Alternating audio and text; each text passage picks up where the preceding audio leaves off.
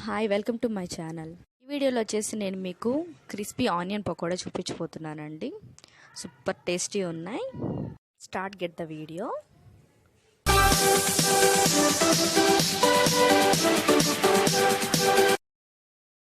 కావాల్సిన ఇంగ్రీడియంట్స్ వచ్చేసి onions, chillies and అలాగే కరివేపాకు, నెక్స్ట్ వచ్చేసి జీరా అండ్ అలాగే ధనియాలు, నెక్స్ట్ వచ్చేసి జింజర్ గార్లిక్ పేస్ట్ అండి, కొంచెం అంతా అల్లం వెల్లుల్లి పేస్ట్, శనగపిండి, అలాగే బియ్యం పిండి, సాల్ట్, కారం. ఇప్పుడు వచ్చేసి మన బౌల్ తీసుకొని ఆనియన్స్ అనేది యాడ్ చేసుకుందాం. ఆనియన్స్ అనేది పొడిగా కట్ చేసుకోండి, అప్పుడే మన పకోడీ పర్ఫెక్ట్గా వస్తుంది.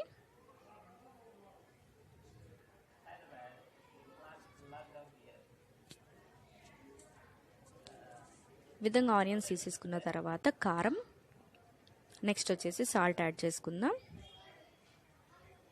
తగినంత కారం, తగినంత సాల్ట్ యాడ్ చేసుకుందామండి. అండ్ అలాగే కొంచెం అల్లం వెల్లుల్లి పేస్ట్ నేనైతే లైట్గానే తీసుకున్నాను. అండ్ అలాగే జీరా మీకు ఎంత కావాలో అంత తీసుకోవచ్చు. ఈ ధనియాల పొడి అనేది నేను ఒక పొడి తీసుకున్నానండి, మీరు కావాలంటే ధనియాలు కూడా యాడ్ చేసుకోవచ్చు. కాస్త అంటే స్మాష్ చేసి యాడ్ చేసుకోండి. అండ్ అలాగే శనగపిండి వచ్చేసి 2 స్పూన్స్, బియ్యం పిండి 1 స్పూన్. ఈ విధంగా మొత్తం కలిసేటట్టు కలుపుకుందాం. కొంచెం అంతా లైట్గా వాటర్ యాడ్ చేసుకొని కలుపుకుందాం ఒకసారి. ఈ విధంగా కలిపిన తర్వాత పక్కన పెట్టేసుకుందాం. నెక్స్ట్ వచ్చేసి ఆయిల్ అనేది హీట్ చేసుకుందాం. ఆయిల్ అనేది హీట్ అయిన తర్వాత పకోడీ వేసుకుందామండి. ఇలా పైనుంచి ఒక్కొక్కటి ఇలా వేసుకోండి. Be careful with oil. అలా పకోడీ వేసుకున్న తర్వాత గంటతో కలిపికండి, అలాగే వదిలేయండి.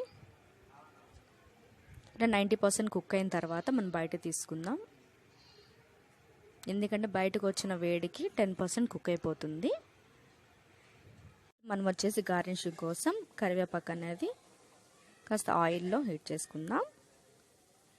ఈ విధంగా ఎమ్మి ఆనియన్ పకోడా రెడీ అండి. స్ట్రీట్ స్టైల్ చాలా బాగుంది కదా, ఎంతో సింపుల్ అండ్ టేస్టీగా ఉంది. ఒకసారి మీరు కూడా ఇలా ట్రై చేసి చూడండి. Thank you for watching.